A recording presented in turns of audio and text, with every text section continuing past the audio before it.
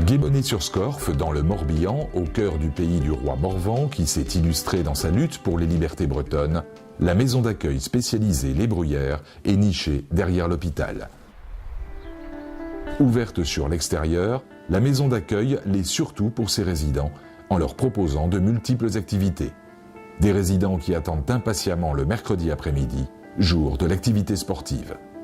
Auguste, Pierrette, Lydie, Laurence, Mathias, Michel et tous les autres n'ont plus qu'une idée en tête, la gagne, comme ils le font comprendre dès leur départ pour le gymnase. Yann Jondeau, éducateur sportif, et les membres de l'équipe ne se cantonnent pas à l'amusement. Derrière tout cela, il y a l'objectif de la progression physique et psychologique des résidents et l'estime de soi. Durant ces activités, presque à leur insu, ils développent des gestes qu'ils n'oseraient pas déployer au quotidien. Le sport, c'est aussi l'amélioration des facteurs psychologiques, notamment la confiance en soi et la fréquentation d'autres personnes, un élément essentiel d'intégration sociale. La maison d'accueil spécialisée de Guébonnet-sur-Scorff a ouvert ses portes en 1985. Elle accueille à ce jour 30 résidents polyhandicapés. Et le bâtiment actuel, lui, date de 1994, il est plus récent. C'est un bâtiment qui a été conçu pour les besoins spécifiques de la prise en charge des résidents en étoile, donc sur la base de 3 unités de vie. Ces 3 unités s'organisent autour d'un espace central d'animation, qui est un lieu de regroupement et de partage, qu'on a au fil des années étoffé d'un certain nombre d'équipements. On a également créé un espace nosolène, qui est une grande fierté pour l'établissement. C'est un espace de stimulation sensorielle qui a vocation à la relaxation, puisque certains résidents peuvent exprimer le besoin d'avoir des moments de répit ou de repos, seuls ou accompagnés. Et puis c'est également un espace de stimulation où on trouve des jeux de lumière, des jeux sonores, des jeux olfactifs, avec notamment un équipement qui permet de retrouver les odeurs qui sont familières aux résidents et puis qui permettent de se sentir bien. Historiquement, la MAS était dotée d'un équipement piscine qui était un peu tombé en désuétude et qui avait connu des difficultés techniques. Donc là, notre projet, c'est de remettre en activité donc, cette piscine balnéothérapie pour pouvoir offrir aux résidents un potentiel de développement d'activités aquatiques. La MAS, c'est avant tout non pas un lieu de soins, mais un lieu de vie. C'est pourquoi on a beaucoup misé sur le développement des échanges avec d'autres structures.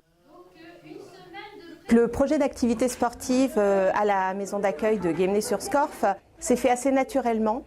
Il est fait de la rencontre avec Yann Jondeau, qui est animateur sportif, compétiteur handisport, qui trouvait dommage qu'on ne propose pas d'activité sportive à nos résidents. Carrefour de Vie est une association qui a été créée justement pour s'orienter vers les personnes en difficulté, des personnes handicapées, des personnes vieillissantes. Et l'idée, c'était surtout de faire quelque chose d'intergénération.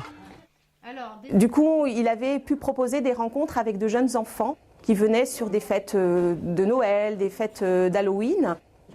Un groupe d'enfants venait chez nous, on préparait quelque chose et on partageait donc un petit après-midi bien sympathique. Comme lui proposait déjà une activité sportive aux jeunes collégiens de Guébonnet à la salle des sports, il nous a proposé de nous intégrer à cette activité. C'était des activités sportives, mais adaptées. Un volleyball qu'on va faire avec un ballon de volley ou avec des balles de tennis, on va adapter avec des ballons de baudruche. L'idée, c'est d'ouvrir la MAS sur la cité pour que la cité s'ouvre au handicap des résidents de la MAS. Ils attendent toujours ce fameux mercredi tous les 15 jours. Alors ça, c'est motivant, c'est stimulant pour soi, pour justement avancer dans le temps. On voit dès le mercredi matin une effervescence. Les résidents connaissent bien ce tableau et les symboles qui sont affichés.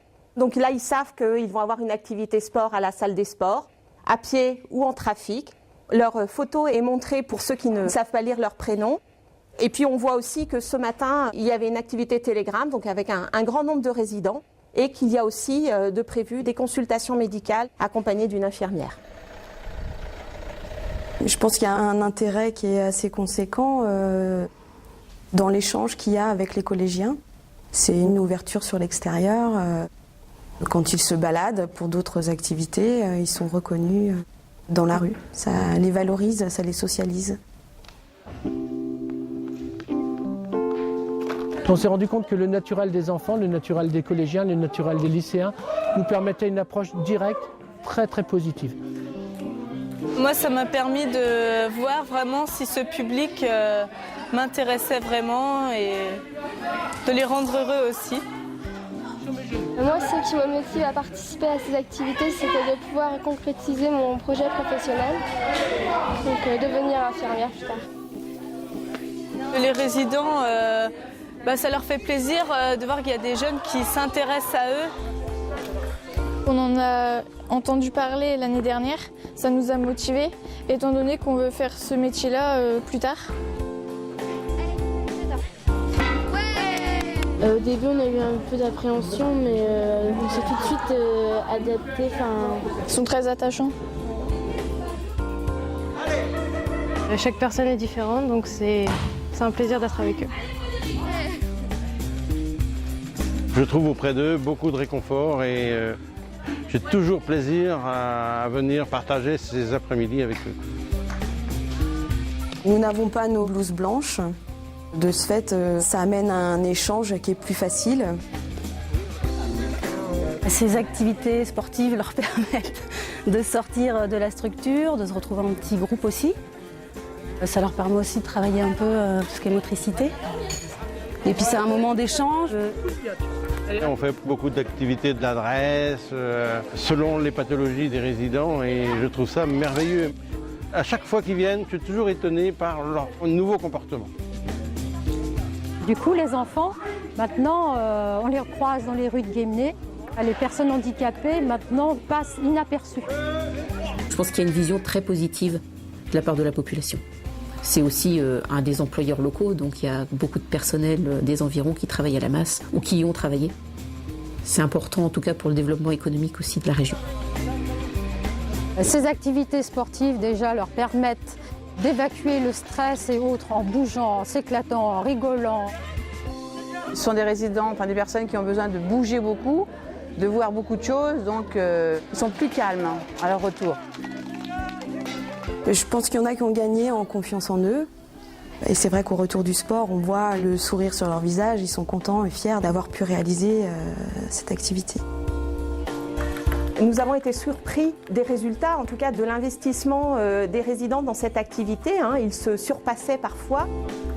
On a vu une évolution considérable et la grosse envie qu'ils ont de venir à ces après-midi récréatives. On a 2 ou 3 personnes qui sont déjà prêtes à intégrer des clubs. Le but, c'est de les intégrer dans des clubs et qu'ils soient vraiment à leur place. On en voit des bénéfices dans la vie quotidienne parce qu'ils ont parfois plus d'envie de faire des choses dans la vie quotidienne. Ce projet d'activité sportive, il démontre la vitalité des équipes. Le point positif, je pense, c'est la dynamique intergénérationnelle, une fois encore. Moi, j'ai été assez bluffée par la manière dont les collégiens et les jeunes se sont appropriés ce projet et ont accepté de passer du temps pour participer à des activités en lien avec nos résidents. Ça démontre que le handicap n'est pas forcément une barrière, que les résidents de notre masque, des personnes appareillées qui ont vraiment des déficiences parfois intellectuelles lourdes, sont capables de s'intégrer dans un groupe et que le groupe est aussi capable de les intégrer et puis de leur transmettre. Et je pense que c'est une dynamique d'enrichissement qui est exemplaire quelque part pour la population.